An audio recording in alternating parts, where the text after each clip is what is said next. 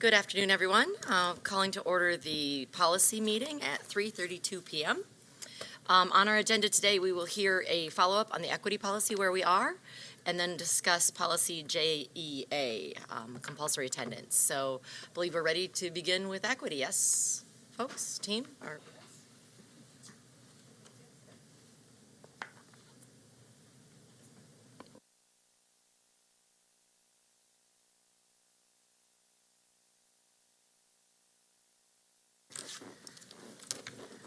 Hello, Board of School Commissioners. I'm Allison Perkins Cohen, Chief of Staff, and we're here today to give an update on the equity policy. So, and to introduce our new equity director. So just wanted to go back a little bit to set the stage and give people context of where we are to remind you. So in June, there was a board forum that we hosted to solicit feedback from the public on what they thought should be included in an equity policy or an equity statement. And then we committed at that point to then develop an equity policy.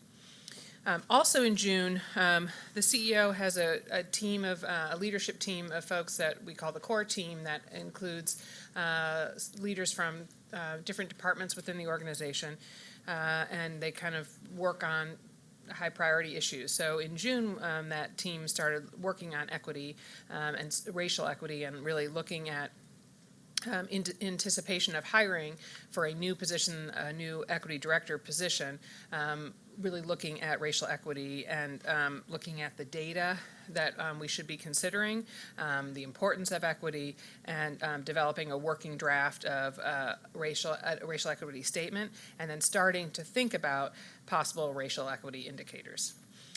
As I said, we then but some of this we then decided. All this work that they were doing was then going to feed the work of this of the new equity director position. So the idea is that gives kind of a grounding for the new position, and then also that this would be a team that would support the work of the new equity director position. So our biggest priority for a while has been to create this equity director position and recruit a highly skilled person to fill that position. And I am happy to report that we have done that. So I am here with Dr. Tracy Durant, who was working on equity. She was the specialist projects manager in the Office of Equity and Cultural Proficiency in Baltimore County Public Schools. And she was really one of the two, there's only two people in the office, I believe, correct? No, there's 7 now. No, there's 7. Mm-hmm. She was the second person. Yeah, now they have a team, but she was one of the initial people in the office who really helped create the vision of what that office would do. And Baltimore County has done some incredibly important work on equity that we can learn from. And so they've focused on, so she was one of the people who helped create the vision and the strategy for that office, including looking at things like curriculum and instruction to make sure that it's both are promoting inclusion for all students, the development of programs that support equitable access, and rigor at schools, and developing professional learning opportunity for staff to promote equity.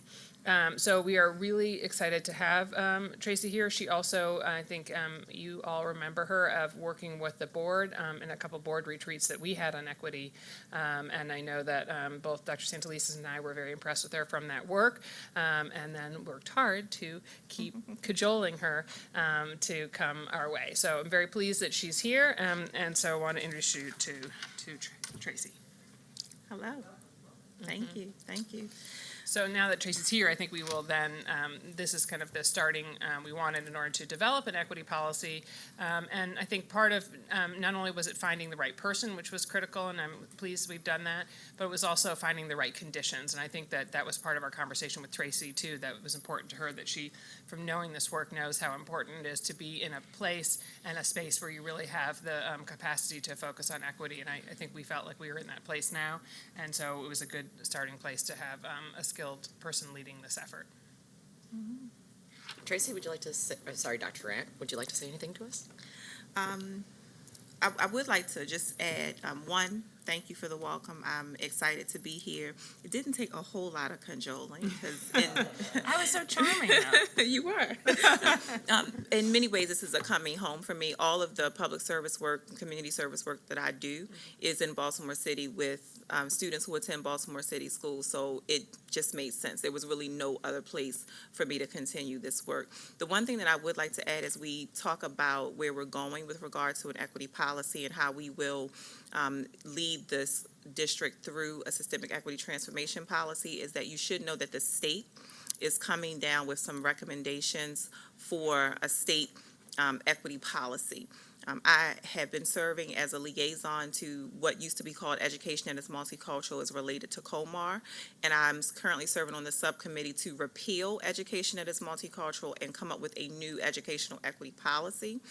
You may know that it came out of the Council of Chief State Schools, and so a lot of that work has been driven. It did go before the state board, the new legislation in September. It did not get moved to public posting because there were some recommendations from board members to put more meat, quite frankly, on the regulation and to strengthen it. They described it as being more aspirational than practical, and I would agree to some extent. And so the subcommittee has now gone back and done additional work on the recommendation, and it's going to go before the board December 4th.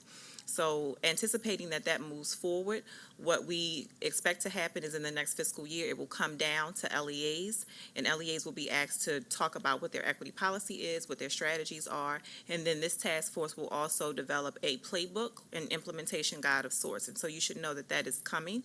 And so we will very much try to marry what we are doing here with what the state recommendations will be. Fantastic, and I will also be at that meeting on the 4th, so if there's any way that you need support from me or my presence, just let me know. The community has been very engaged and involved and interested in this, and I know you're just getting your feet on the ground and things like that, but is there anything that you could share with them for how they may be able to continue an engagement or how you see your role interacting with community stakeholders? So what I will say about that briefly, and this is literally day 2, probably hour 12, so I'm still trying to figure it out. I do know that there has been a forum. I'm waiting to get the notes and the transcript from that. I do know that there have been some feedback given to board members, which has been sent to the board liaison, and so I do have a copy of those notes.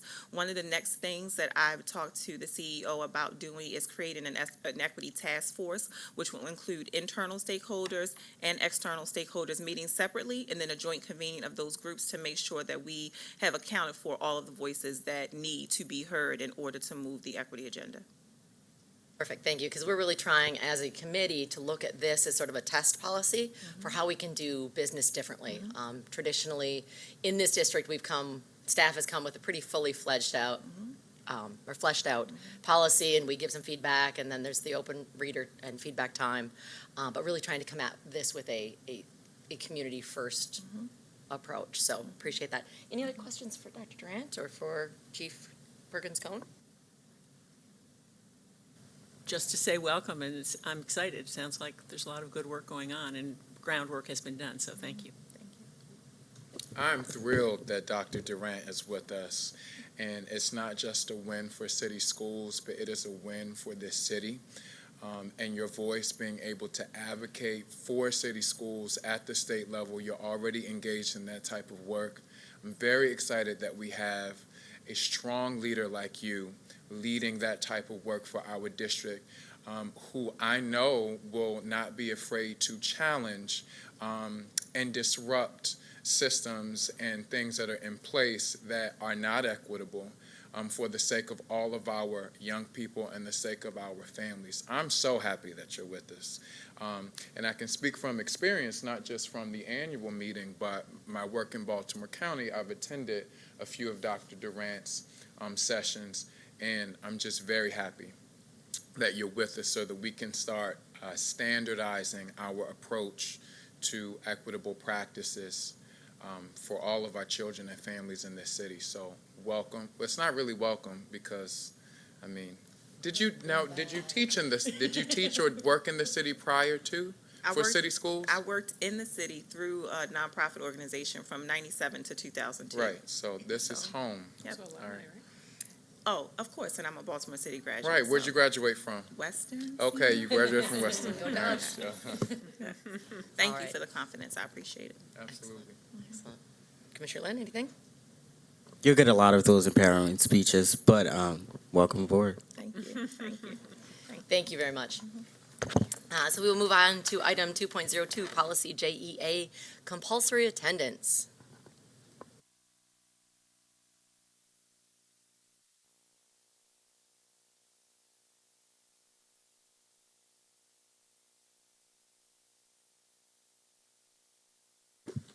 Good afternoon. My name is Joe Gratsky. I'm the Director of Social Emotional Learning and Student Wellness, and under my umbrella is attendance. Good afternoon. My name is Sherry West Barber. I'm a staff associate. I'm a staff associate in the Office of Enrollment Choice and Transfers. Good afternoon, I'm James Dorrance. I'm the Staff Specialist for Strategy and Compliance in the Chief Academic Officer's Office. So some background, I believe you've seen the slides before. JEA compulsory attendance. It converts the board rules on attendance and truancy into a policy and regulation. And its administrative regulations will be consistent with the attendance training from the summer, and it will create a common culture for attendance. So within that training, for our attendance monitors within our schools, we discuss lawful absences and unlawful absences. So up on the slide, you see the lawful absences, which are included in the guidance provided to our schools, which are death of a family member, illness of a student, pregnant and parenting needs, which is a unisex code which includes the baby's father, and that's for wellness checks, illness of the mother and illness of the baby, court appearances for the student only, hazardous weather conditions like the one we just recently had last Thursday, observance of a religious holiday, state of emergency, and that's for the state of Maryland, not Baltimore City, suspension from school, lack of authorized transportation, which includes the needs of our special education students as well as our homeless students, and deployment-related absences for our military families. Also within that guidance, we talked about our tardiness and the tardy of anytime a student arrives after the official start of the school day or a class period, we count that as a tardy. Truant students, yeah, I know, it looked like tardy, but truant students are unlawfully absent from school 8 days in a quarter, 15 days in a semester, or 20 days in an entire school year. Early dismissals is when a student must leave school early for an appointment, and also homeless students' rights are also covered underneath our policy.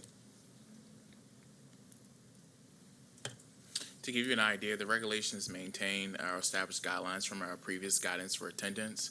Also maintains our procedures for truancy or the requirement for a written note. We specify the number of days for a note, the number of days for absences, and the lawfulness of those, and as well as makeup work. The process for obtaining missed assignments, we default to every student gets the missed assignment, but in terms of unlawful absences, we look to a rationale that a teacher must specify if they don't want to provide credit, because we want to default that the student does get access to that work. Also, the procedure for early dismissals, and it memorializes how we will use the minimum of 10 days absences for pre and postnatal for parents and parenting students, and also establishes an appeals process, something that we did not have previously in the guidance document, and also provides a process that goes to the board. And with that, to highlight some of our community outreach thus far, we've met with the managers who will support our principals in actually doing attendance work, as well as community school coordinators. We also have a principal and attendance monitor for focus groups coming up in December to make sure that we garner what the actual implementation needs are, and also how we can support them in implementing the policy and regulations. So I'll start us off with sort of a big picture kind of a question. So what? So a kid misses 20 days, then what? And is that something that should be policied, or is that then switched to code of conduct, or? So when a student misses 20 days, what we have in place is a due process procedures. So what the schools need to do is figure out what's going on with the student. Telephone calls, home visits, letters, contacting the parent, and most schools do telephone calls basically every day, but this starts before 20 days. So what we're trying to do is be proactive instead of reactive, and trying to put resources and things in place for the student and the family before it even reaches the 20 days or more.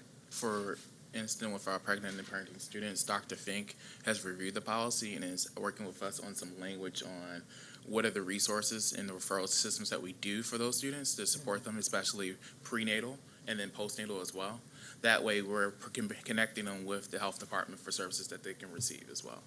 So to ensure consistent implementation of the due process, should that be articulated in the policy of what kind of milestones trigger what kind of responses? So we already have that within our guidance, in our tiers. So we have different tiers that we go by, whereas if they miss one day, you start making the telephone calls. If they miss up to 3 days, you start doing the home visits, and you do an SST meeting and things like that. So it is already in our guidance. It's not in the regulations, though, is it? No, I don't So think it's in not, there. so if I'm a principal and I'm looking, or a parent and I'm looking, I look at the policy, and if that's not in it, is there a link to it or something to make it clear the consistent implementation is going to happen? So we're in development of reissuing our guidance document in tandem with the actual policy. So that guidance document will have the best practices and the minutia of the things that how you should implement, because we know that we want to create one common culture of like this is the due process portion of it. But in terms of those best practices and how do we our principals get their attendance up, how do they monitor attendance, how they read the data and everything else, we think that that should live in that guidance document, because there's the policy and the regulations, but there's a toolkit that comes with it that's outside of it. So Then I would hope to see that reference then somewhere in the policy so that people can easily track A to B. Otherwise, it'll just be, I think it'd be monumentally more challenging to get anything consistent in place. Commissioner Berkeley. In your work with your external stakeholders, are you in touch with an organization called Attendance Works? Yes. Okay. Yes, we've had several meetings with them. I know that the district was working with Attendance Works before I got here, and we've had meetings since then. And in developing a lot of our strategy and attendance policies, they're working with us. Absolutely. Thank you. Commissioner Lynn? Will there be a certain person that would be doing these home visits or these, I know phone calls are automatic, but the home visits, because I know in community schools, they, like Guilford Elementary, my prayer, we had a community coordinator and she would go out. So is there a specific person? Specific person is, most schools have an attendance monitor, just like you just said, your community schools coordinator, they do home visits, as well as social workers, some of the guidance counselors, and also our managers within our CLNs. Commissioner McFadden? Is the attendance monitor, every school is required to have an attendance monitor? Every school is recommended to have one. I know that there are challenges. A lot of times the attendance monitor is the secretary as well, wearing multiple hats. But yeah, every school should have identified an attendance monitor. And is that in the policy or in the regulation? It's actually in the guidance document. So where is the guidance document and how can do we have it? Well, we're in the process of updating and changing our guidance document. So one of the things is with the focus groups for our principals and attendance monitors, with the guidance document, we want to actually have it ready for talking to the actual frontline staff about what does it look like, and then bring it when we're ready for first reader. That way, you can see that we have this guidance document. We also have a guidance document tool document for you, but we also have the regulations and the policy. That way, we see that we're not just putting down a common culture, but we're also supporting you in that work as well. Thank you. Well, what happens right now with students that are perhaps truant or missing school, and we have inconsistencies with schools that may have attendance monitors or folks that are on it, and then maybe schools that are not necessarily on that? What is currently happening while we're in the policy development process? So we're still using the guidance document that we had before. And it has all the processes and procedures and things that schools need to follow when it comes to kids who are absent. So I assume you all would like a copy. Can you guys provide a copy of the current document? Okay. And then that way also the board will be more familiar with it so that when you give them the updated version after you've engaged with stakeholders, they can see what changes you've made based on that feedback and this new, review process. One more thing. It's okay. The engagement, I also have a question. For schools that are not identified as community schools, what type of engagement has been done with those schools? I see school leaders and school-based staff, but does that mean principals? Does that mean existing attendance monitors? That's what that means? That does mean that, because it's a part of the actual focus groups that we're having in the next couple of weeks, because we actually want to talk to them about their best practices and their challenges, because we also want it to inform our guidance document as well, because we don't want to limit a school in terms of what is their best practice, but we also know that we can use this document to actually educate them on other schools' best practices as well. Including the managers. Yes, including managers as well, who actually support schools in their data cleansing and also helping with the actual monitoring and actual home visits as well. So a question on the monitoring. Were you finished? I'm sorry. For example, under the parenting and the pregnant and parenting student section, it says, a parenting student shall receive at least a minimum of 10 days of excused absences after the birth of the student's child. Any parenting-related absence due to an illness or medical appointment of the student's child, including up to 4 days of absences per school year, which may not require a note from a physician, shall be excused. And the third one, any absence due to a legal appointment involving the pregnant and parenting student that is related to family law proceedings, including adoption, custody, and visitation, shall be excused with documentation. And I'm pulling this only as an example. Do we have the capacity to monitor that and track that? So we have built-in attendance code for prenatal versus postnatal.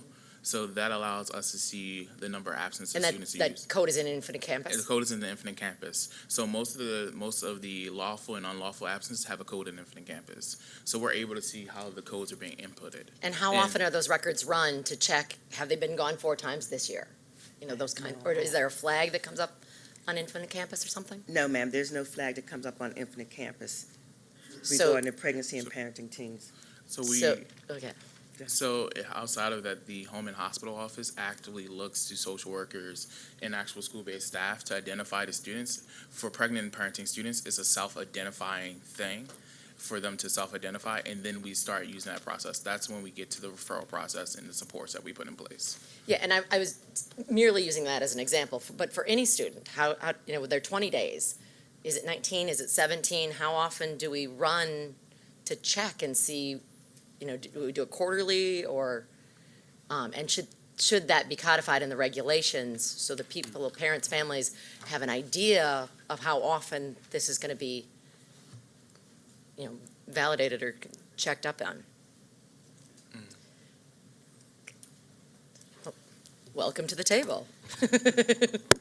Hello, my name is Jessica Wilson. I'm a Director of Strategy and Compliance. Principals and school-level staff have access to dashboards, the climate dashboard, that on a daily basis gives them information about number of absences. It identifies students in all of the tiers. They can click on it. It goes down to the student level, and so the reports are run daily. How often they're viewed at the school level, that's something that probably varies by school and based on their system for how they're going out and doing their outreach for students in different tiers. Thank you, that's really helpful, I appreciate that.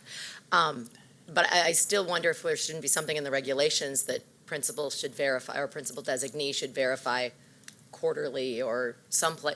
I just see, a principal that gets really wrapped up, has a really busy school, not having a chance to get to it or periodically enough to catch kids before it's too late. Yeah, or at least in the guidance document, but Right. somewhere making sure what is the protocol for how often it's checked, because it's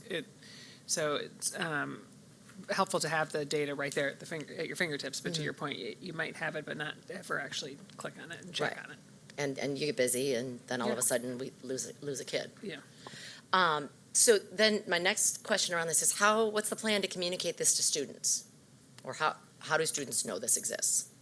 So the plan to reach out to students is through ASBCA. We're going to contact Sean Sean P. Bailey, apologies, so that we can actually discuss it with students, because often, especially with our pregnant and parenting students, it's going to be the hardest outreach for us, because we have to get past the stigma of teen pregnancy or any possible pregnancy, because we need to at least know. It's hard because one of the things when I talk to Dr. Fink about this is when we are identifying pregnant and parenting students, they often don't want anyone to know about the pregnancy or parenting, or the fact that we also have some students who are de facto parents because of their household, and and her thing is identifying and getting comfortable, and that's one of the things she's discussing is how do we train staff on how to have those conversations with students as well.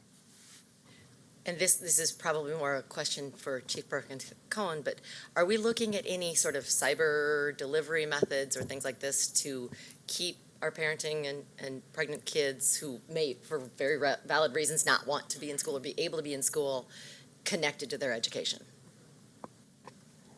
I don't know whether academics is looking at that right now. I mean, we certainly can take that back and consider whether there are options. Good flag. So, Dr. James or something. Yes. Commissioner McFadden? So and I wanted to actually ask Commissioner Lynn something, but with this, in the regulation 3, the guidelines for pregnant and parenting students, letter B, and this may have already been discussed, but since we're talking about it, this is a parenting student shall receive at least a minimum of 10 days of excused absences after the birth of the student's child. So after these 10 days, are they being self-identified? What's the process? Do they then go to home and hospital? Do they receive services there, and do they continue to engage in their instructional program that way? So typically students who are identified as typically the mother in terms of pregnant and parenting, they're identified prior to actually giving birth within the month before, and they receive services afterward, after the actual birth of the child. So we're able to track those students once they receive services from us, and they'll receive in-home services from home and hospital, as well as we connect them with the infant and toddlers program to give them actual diapers and other things and resources for the child as well, and as well as they hit a nurse for wellness with visits. That's nice. That's great. I'm thinking also about what Commissioner Hassan was just talking about. How does their learning continue once they are, so home and hospital, what is their role? So home and hospital will provide them with a teacher for their core classes. They don't actually teach trade classes, but if they're a student who's actually pursuing their core classes, home and hospital will actually provide them with a teacher for those classes that they're receiving credits for. So that teacher goes to them? Actually goes to their home. Okay. So for classes like, the AP classes, are those teachers still going to be teaching them students that? Because I know when they come back, they're going to be on the AP scale, or they're going to be on the AP type learning schedule. So is it going to be the same? Because I know English 2 and AP Lit are not the same. So can you explain, will they get AP Lit teaching, or would it be just like English 2 teaching? I can check with Dr. Fink. I'm sure there probably is some modification for the actual teaching, because with home and hospital, they have teachers for specific content areas, so the teacher may be able to get some training on that content area. And to expand Commissioner Lynn's question, the same would apply to students with an IEP. Mm-hmm. Are they getting, basically the question is, are they getting differentiated services to meet their academic needs? Mm-hmm.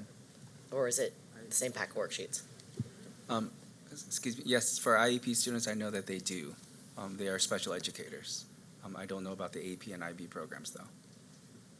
I would just encourage us to continue to think about digital platforms and ways to be able to offer our young people who have access to technology outside of school to be able to have their, especially high school students, their diploma credits awarded, so their learning continues. But to Commissioner Lynn, my question would be, outside of ASCBC, what are some other student and youth-led organizations that our staff can reach out to support this policy? Great question. The Algebra Project, I know they have been doing a lot of things. I don't know if you guys have reached out to them. Along with the ACBC, I would say, what is it called? I know. Somos. It's a very Hispanic group. They correlate with a lot of. They're based at City College, but they do expand throughout the city. They go to Patterson Park. I know Patterson Park also has a Somos. So if you connect with the City College Somos, they can connect you with other Hispanic areas. I also know that the Technology Club. Is not based at City College, but it's based at, I believe, Reginald, but one of the directors are based at Reginald as well as City. They do a lot of technology things. They have a lot of, they have a big following on social media, so I think that'll be great because they post like video games and stuff. Trying to think. There are a lot in my head. I'm trying to think of like core ones that,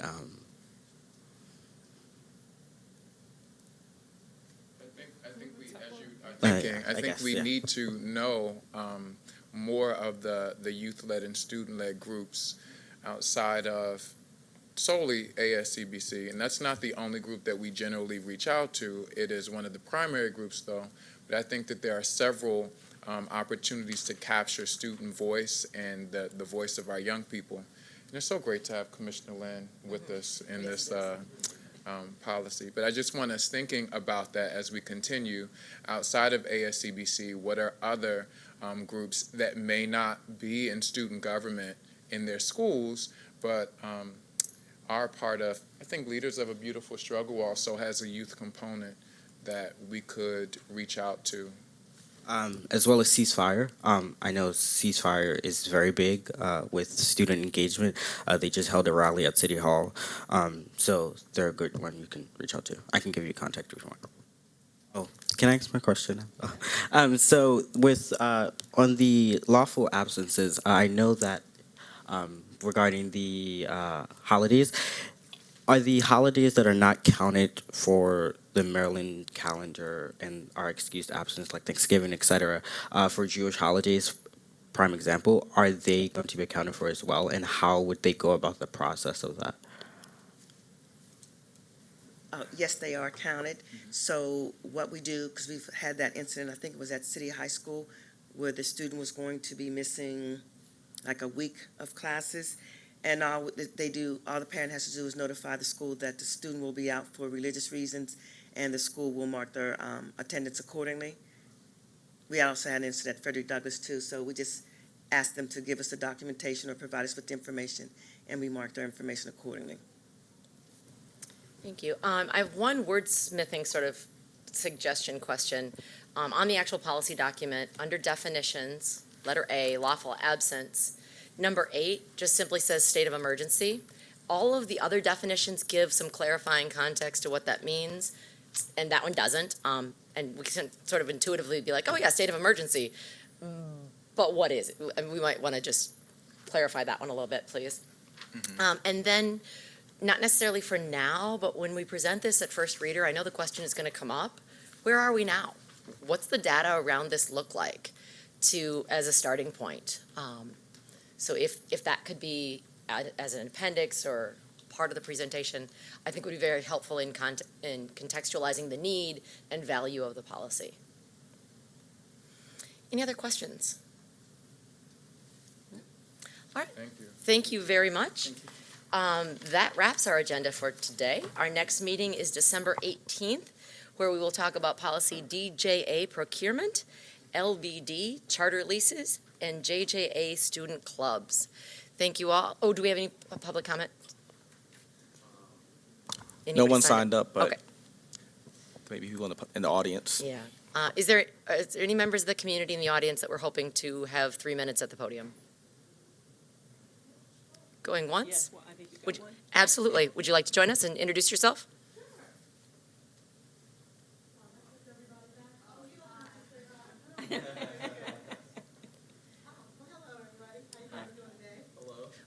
Just go ahead and have a seat and push the button so the green light comes on your mic.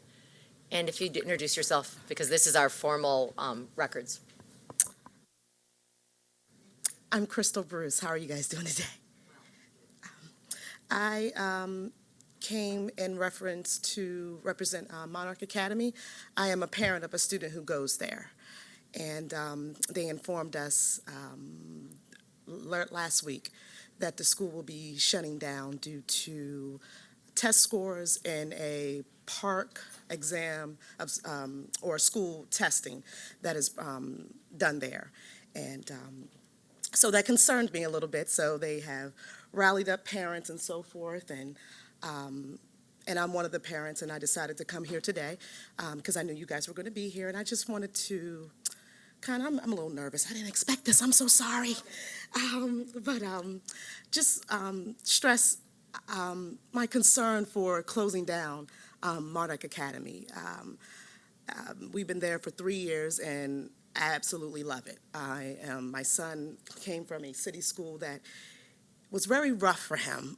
He was being bullied and scared to go to school, and it took us probably on our second time to get through in Monarch Academy, where we were able to get in. And just the overall presence when you walk into the school just gave an overall feel of this is what a school should look like. Unfortunately, the school that he came from didn't give you that overall feel when you walked in the front door. It completely looked like something else. Didn't look like a school at all. But I had to send him there because that's our neighborhood school. However, and just the overall, now under this new leadership, and we have a new principal there, and since she's been there, it's just been phenomenal in reference to how the teachers are more caring, more nurturing. They take the time out to inform us. I am notified in reference to everything that's going on. The safe environment that my son has now, that he has no anxiety with going to school. He actually likes going to school, which is shocking to me because he's in the 6th grade. I just don't want a school to be closed down because I do not want my son to go to that back to the school where he came from. I will have to move out of the city. I don't want to move out of the city because I'm not from the city, but since I moved here 3 years ago, I absolutely love it, and I do not want to leave here. I volunteer at homeless shelters. I help out at the Lord Jesus, at the church, I'm sorry, so for that, my church neighborhood, so we're getting involved, and I just don't want to see a wonderful school like that because of test scores. I know that a lot of our test scores do have a lot to do with the children that are being bused from neighborhood schools, and some children just don't test well, and there's a lot of things that are going on outside of home. I mean, let's be honest, we are in Baltimore City. There's a lot of things that go on in different parts of the city that our children have to endure. But it says my time expired, so I do appreciate you all. Lovely, thank you. Thank you very much for sharing, for advocating for your child, and especially for your civility around the way you shared your story about the other school without naming, without blaming or shaming. So really appreciate that level of civility. I appreciate you guys. And just so that you know, the recommendation has been to close, but it is not a decision that has yet been made. So thank you very Yes. much. Thank you all.